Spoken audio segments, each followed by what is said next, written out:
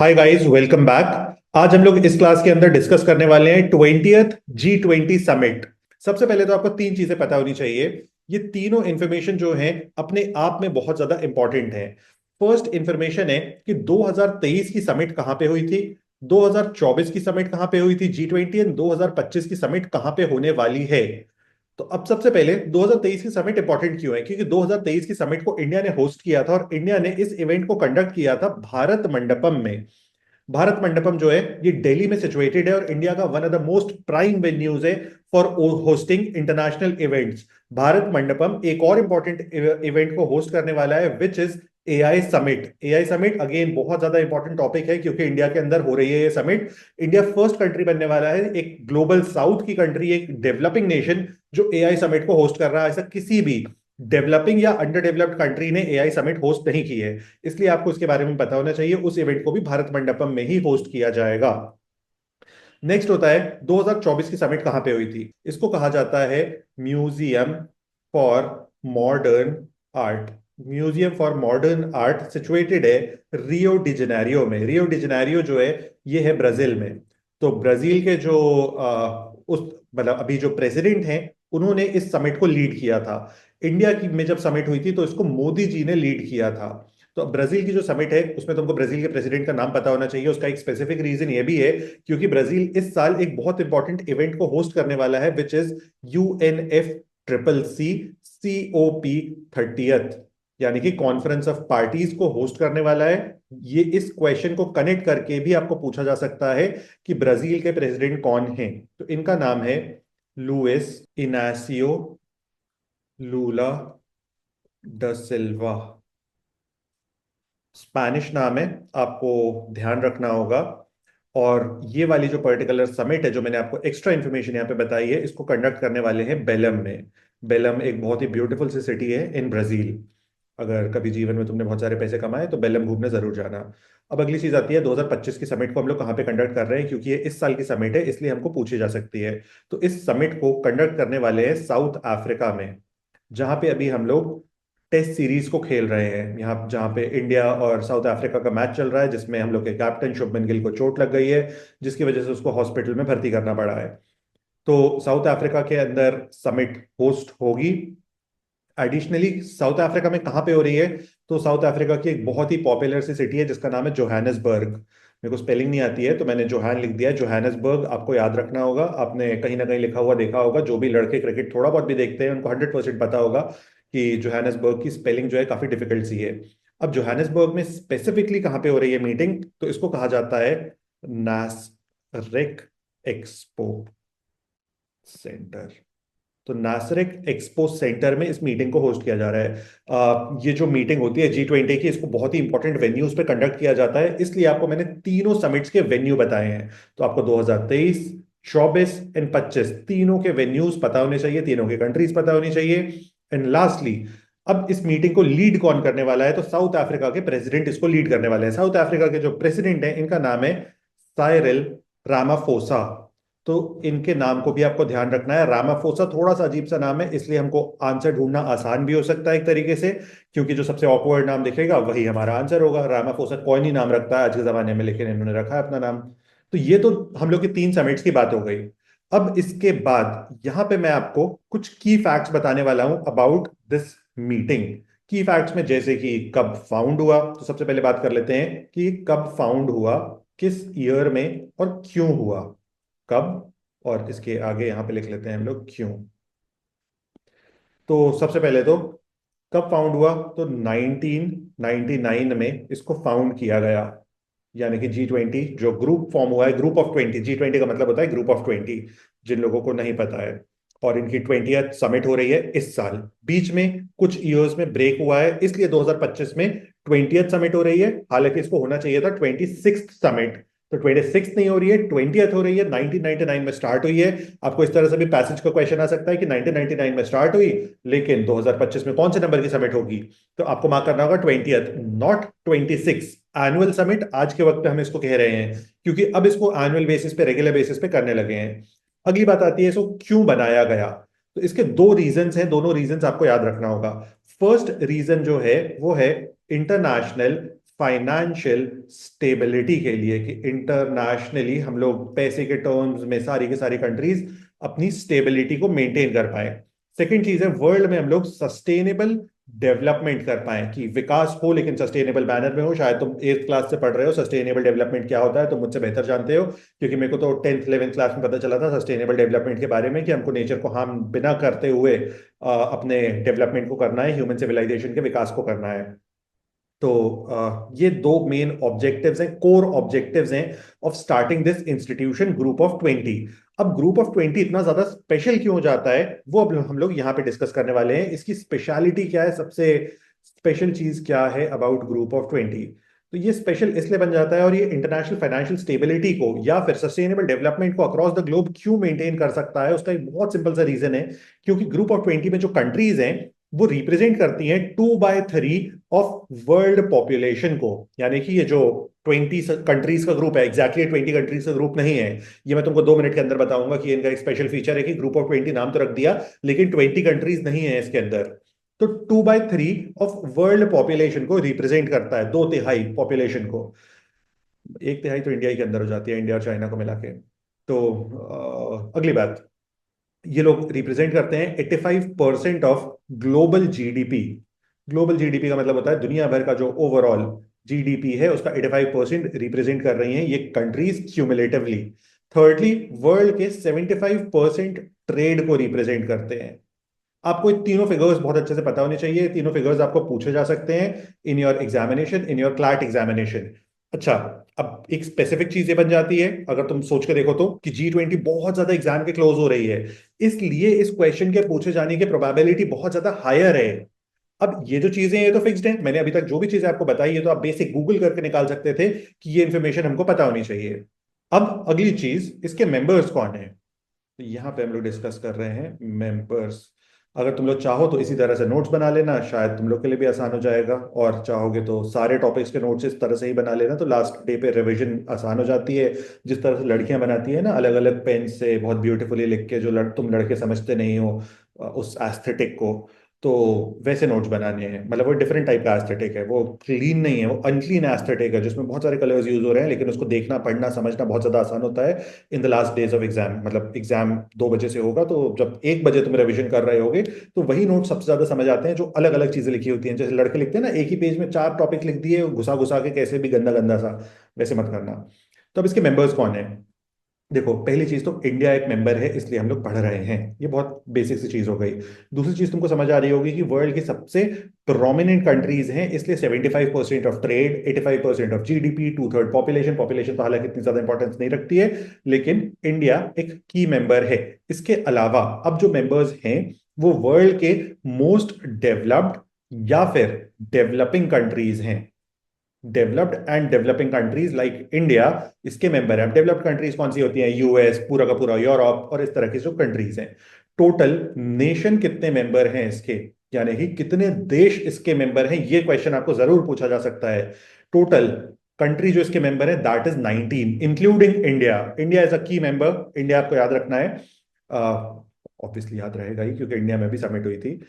अब अगली चीज आती है इसी के अंदर कि कौन कौन सी ऑर्गेनाइजेशंस इसके मेंबर हैं। तो ऑर्गेनाइजेशन में आपको 2 ऑर्गेनाइजेशंस याद रखती हैं। फर्स्ट ऑर्गेनाइजेशन जो इसका मेंबर है that is European union, EU. Second, इस साल से जो एक परमानेंट मेंबर होने वाला है जिसको लास्ट ईयर इंडक्ट किया गया था, दैट वाज अफ्रीकन यूनियन। यानी कि मैं लिख दे रहा हूं यहां पे अफ्रीकन यूनियन। अब आप एक और चीज को बहुत क्लैरिटी से देख सकते हो शायद यहाँ पे, कि अफ्रीकन यूनियन इसका मेंबर बना, समिट हमने साउथ अफ्रीका में होल्ड किया। इन दोनों में भी एक बहुत बड़ी कनेक्शन है कि जब African union full time member बनने वाला है, एकदम एज अ मेंबर हमको ज्वाइन करने वाला है, डिसीजंस लेने वाला है, बातचीत करने वाला है, तो हम साउथ अफ्रीका में ही मीटिंग करें कि हम अफ्रीका को रिप्रेजेंट करें। अफ्रीका को हम लोग इतना ज्यादा स्पेशल स्टेटस या थोड़ा सा भाव या थोड़ा सा अटेंशन इसलिए देते हैं क्योंकि अफ्रीका वर्ल्ड का सबसे ज्यादा अंडर डेवलप्ड एरिया है। वहां पे हिस्टोरिकली बहुत सारी प्रॉब्लम्स को कॉज किया गया बाय द ब्रिटिश, क्योंकि उन्होंने स्लेव ट्रेड किया, उस पूरे एरिया को कॉलोनाइज किया। उसके बाद आज तक वो लोग डेवलप नहीं कर पाए हैं। लेकिन south Africa is one of the most developed countries in that region, तो वो इस बार होस्ट कर रही है। तो आई बिलीव यहाँ तक तुमको बात समझ आ गई होगी कि यहाँ पे हमने क्या क्या बातें की। तो मेंबर्स कौन कौन है ये भी समझ आ गया होगा। मेंबर्स का अगर स्क्रीनशॉट लेना है तो इस चीज को स्क्रीनशॉट ले लो। कौन से की मेंबर्स अटेंड कर रहे हैं ये भी तुमको समझ आ गया होगा यहाँ से। अब अगला एक सवाल तुमको पूछा जा सकता है। बाय द वे मैं क्वेश्चंस भी इससे रिलेटेड ऐड कर दूंगा डिस्क्रिप्शन में लिंक पे। लेकिन अगला सवाल तुमको पूछा जा सकता है कि इन सारे मेंबर्स में फास्टेस्ट ग्रोइंग इकोनॉमी कौन सी है, fastest growing economy in the G20। तो आपको याद रखना है India is the fastest growing economy among all the G20 members. तो G20 की फास्टेस्ट ग्रोइंग इकोनॉमी आपके लिए नेक्स्ट क्वेश्चन हो सकता है। अब मेंबर्स का एक लास्ट क्वेश्चन जो आपको पूछा जा सकता है, मैं यहाँ पे एक नेक्स्ट एरो करके लिख दे रहा हूँ। मेंबर्स का लास्ट क्वेश्चन है, इसके बाद हम लोग जो करेंट समिट है उसके ऊपर आ जाएंगे कि कौन सा देश है जिसको इनवाइट किया जाता है as permanent guest in this summit. यानी कि इस समिट में परमानेंट गेस्ट कंट्री है, ये कंट्री है स्पेन। स्पेन को हम लोग हर बार इनवाइट करते हैं और इसको कहा जाता है एक permanent guest to the G20। अब हम लोग आ जा रहे हैं इस साल के समिट में क्या सारी चीजें होने वाली हैं, और इसको हम लोग स्टार्ट करेंगे with the most common thing, that is theme. Theme जो इस साल की होने वाली है वो बहुत ज्यादा अफ्रीका के अराउंड है। अफ्रीका के अराउंड थीम होने का मतलब होता है, तीन वर्ड्स में इस चीज को रिप्रेजेंट किया गया है। First is solidarity, second is equality, equality, and third is sustainability, sustainability. Solidarity का मतलब होता है कि आपको भाईचारे का भाव रखना चाहिए, आपको संवेदना रखनी चाहिए दूसरों के लिए कि आप दूसरों का नुकसान ना करो। फॉर एग्जाम्पल जैसे कि अफ्रीकन कंट्रीज हैं, अफ्रीकन कंट्रीज को ग्रो करने के लिए कार्बन एमिशन थोड़ा सा ज्यादा करना होगा in comparison to developed countries. तो हमको वहां पे रिलैक्सेशन होनी चाहिए। इक्वालिटी, इक्वालिटी का मतलब है एक जैसे ट्रीट करो ना भाई, काला गोरा ये भेदभाव सब खत्म करो, ठीक है। हमको फेयर ट्रीटमेंट मिलना चाहिए to the African countries. Sustainability, sustainable development, पता ही है तुम लोग को, हर मीटिंग में सस्टेनेबल डेवलपमेंट एक पॉइंट होता है। तुमने अगर जितनी भी मीटिंग्स पढ़ी हैं सब में सस्टेनेबल डेवलपमेंट लिखा ही होगा। अब इस मीटिंग के अंदर इस बार जो मेजर पॉइंट्स हैं 2025 में जो एजेंडा सेट किया है वो हमेशा होस्ट कंट्री सेट करती है, इस बात को याद रखना। तो होस्ट कंट्री से लीड कौन कर रहा है, तो president of south Africa Cyril Ramaphosa वो लीड कर रहे हैं समिट को, जैसे कि मोदी जी ने लीड किया था। तो एजेंडा भी सेट करना उनके हाथ में होता है, उसी तरह से उन्होंने थीम भी रखी है। तो अब इनके एजेंडा में मेजरली 4 पॉइंट्स हैं, और इनके आपको मैं बहुत डेप्थ में नहीं बता रहा हूं, आपको बहुत सुपरफिशियली पता होना चाहिए। इनमें से आने की प्रोबेबिलिटी बहुत ज्यादा कम है, लेकिन अगर बेसिक आइडिया होगा तो आपको हेल्प करेगा। फर्स्ट है स्ट्रेंथनिंग, स्ट्रेंथनिंग डिजास्टर रेजिलियंस, यानी कि किसी भी तरह की आपदा के लिए हमें तैयार रहना है। सेकंड है debt sustainability, debt sustainability among low income countries.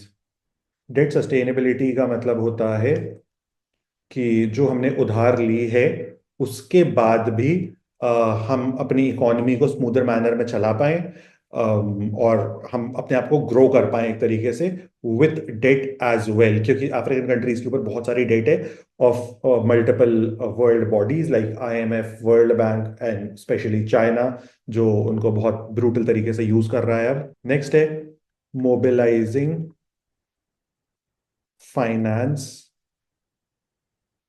For energy transition, कि हमको कुछ फाइनेंसेस एक्स्ट्रा डालने चाहिए ऑन क्लीन एनर्जी, कि हमारा देश में कार्बन एमिशन भी कंट्रोल रहे और हमको क्लीन एनर्जी भी मिले, जिसके लिए मोदी जी ने लॉन्च किया है international solar alliance. I believe आपने पढ़ लिया होगा क्योंकि बहुत ही इंपॉर्टेंट टॉपिक। लास्ट है harnessing critical minerals, critical minerals for inclusive growth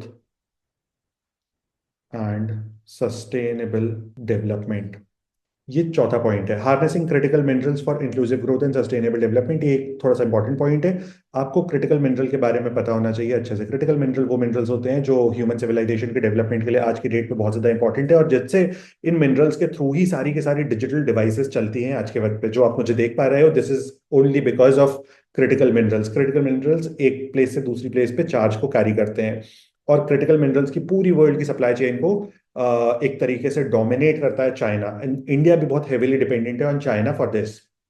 तो इनका बस सिंपल सी बात है बोलना कि क्रिटिकल मिनरल्स में भेदभाव ना किया जाए। और मैं आपको रिकमेंड करूंगा, क्रिटिकल मिनरल्स के लिए इंडिया ने एक मिशन को भी स्टार्ट किया है which is called national critical mineral mission. आप इसको पढ़ के जाओ क्योंकि ये 2025 का ही टॉपिक है। और इसके बाद आप लोग ने शायद पढ़ा होगा प्रोजेक्ट समुद्रयान। यहाँ पे भी हम लोग पानी के अंदर क्रिटिकल मिनरल्स को ही एक्सप्लोर करने जा रहे हैं। Critical minerals extremely important topic है, एआई एक्सट्रीमली इंपॉर्टेंट टॉपिक है। आप इन दोनों को प्रिपेयर करके जाना। और इसरो थर्डली इंपॉर्टेंट है। इन तीनों में से मिला के मान के चलो कि एक पैसेज तुमको देखने को मिल सकता है। इसके बाद लास्टली एक आखिरी चीज पे बात करते हैं और उसके बाद टाटा बाय बाय बोलते हैं। इन्होंने एक चीज को सेटअप किया है जिसको कहा गया है थ्री मेन टास्क फोर्स। ये जो थ्री मेन टास्क फोर्स है उसको सेटअप किया है साउथ अफ्रीका ने। अब साउथ अफ्रीका ने तीन मेजर चीजों पे फोकस करने के लिए कहा है। अब इसमें फर्स्ट चीज को कहा गया है टास्क वन, सेकंड को कहा गया है टास्क टू, एंड थर्ड को कहा गया है टास्क थ्री। ये तुमको याद रखना चाहिए कि थ्री टास्क फोर्स हैं। अब इन तीनों के अंदर क्या क्या है मैं क्विकली बता दे रहा हूँ, एक एक दो दो वर्ड्स में। आई बिलीव तुम लोग को ध्यान रहेगा। और मतलब अगर सुन भी लोगे तो सबकॉन्शियसली याद रहता है हम लोग को बहुत बार, और हम लोग मार्क कर लेते हैं। फर्स्ट बोला है इन्होंने रिड्यूस्ड इनक्वालिटी, क्योंकि अफ्रीका को किस तरह से ट्रीट किया गया है ग्लोबली, आई बिलीव तुम लोग को पता होगा कि उनके साथ बहुत ही अनइक्वल ट्रीटमेंट हुआ है। तो फर्स्ट पॉइंट उन्होंने बोल दिया रिड्यूस्ड इनक्वालिटी। सेकेंडली बोला है फूड सिक्योरिटी, क्योंकि अगेन गरीब कंट्रीज हैं, food security is a problem. शायद तुम लोग ने एक अगेन बहुत इंपॉर्टेंट टॉपिक पढ़ा होगा जिसके अंदर हम लोग को पता चला है कि फूड की बहुत ज्यादा प्रॉब्लम है, जिस टॉपिक का नाम है, क्योंकि तुम लोग को ये पढ़ के जाने हैं, ग्लोबल हंगर इंडेक्स। ये सारे के सारे मिक्स होके भी टॉपिक्स आ सकते हैं, तुमको इस बात का ध्यान रखना। ग्लोबल हंगर इंडेक्स 2025, इसमें पता चला है कि जो अफ्रीका सहारा सहारन अफ्रीकन रीजन है वो वर्ल्ड का सबसे हंगरियस्ट एरिया है। वहां पे सबसे ज्यादा हंगर है वर्ल्ड में। हंगर का मतलब क्या होता है ये तुमको 4 पॉइंट्स में कवर करना होगा, मैं उनको बता नहीं रहा हूँ लेकिन तुम्हें पता होना चाहिए। थर्ड बोला है इन्होंने AI comma data governance, data governance and sustainable development. तो हमारे लिए तीन टास्क फोर्स होनी चाहिए, तीन मेजर चीजें हम लोग को अचीव करनी है। इनक्वालिटी कम करनी है, फूड सिक्योरिटी अचीव करनी है, and AI data governance and sustainable development पे फोकस करना है। लास्टली एक बहुत ही इंपॉर्टेंट चीज कि इसमें 19 नेशंस हैं प्लस टू यूनियंस हैं इस पूरे ग्रुप में। इसको हम लोग लेकिन कहते हैं G20। अब इस साल सारी की सारी कंट्रीज अटेंड कर रही हैं एक्सेप्ट फॉर यूएसए। यूएसए ने इसको अटेंड करने से मना कर दिया है। यूएस के जो प्रेसिडेंट हैं द लेजेंडरी डोनाल्ड ट्रंप, उन्होंने मना कर दिया है इस मीटिंग को अटेंड करने से, क्योंकि उनका कहना है कि वाइट पीपल जो है उनका प्रोसिक्यूशन होता है इन साउथ अफ्रीका। और उसको उन्होंने टर्म किया है अफ्रीकैनर्स परसिक्यूशन, परसेक्यूशन। इस रीजन की वजह से उन्होंने यूएस को एब्सोल्युटली बॉयकॉट करने के लिए कह दिया है इस समिट को। और उन्होंने ये भी बोला है कि इट्स अ डिसग्रेस कि हम लोग इस तरह की इतनी इंपॉर्टेंट मीटिंग को साउथ अफ्रीका जैसी कंट्री के अंदर होस्ट कर रहे हैं। तुम लोगों को तो पता ही है ट्रम्प का मूड कभी भी कहीं भी बदल जाता है, वो कहीं भी वॉर रुकवा सकते हैं, कहीं पे भी वॉर शुरू कर सकते हैं। तो अफ्रीकानर्स परसिक्यूशन की वजह से ट्रंप ने मना कर दिया है इस मीटिंग को अटेंड करने से, तुमको इस बात का ध्यान रखना है। जब ट्रंप ने इस बात को बोला तो इस पे अर्जेंटीना के जो प्रेसिडेंट हैं उन्होंने भी बोला कि मैं भी इस मीटिंग को अटेंड नहीं करूंगा, लेकिन अर्जेंटीना के कुछ मिनिस्टर्स या कुछ पीपल को अलाउ किया है इस मीटिंग को अटेंड करने के लिए। तो अर्जेंटीना एब्सोल्युटली बॉयकॉट नहीं कर रहा है, लेकिन यूएस एब्सोल्युटली बॉयकॉट कर रहा है इस मीटिंग को।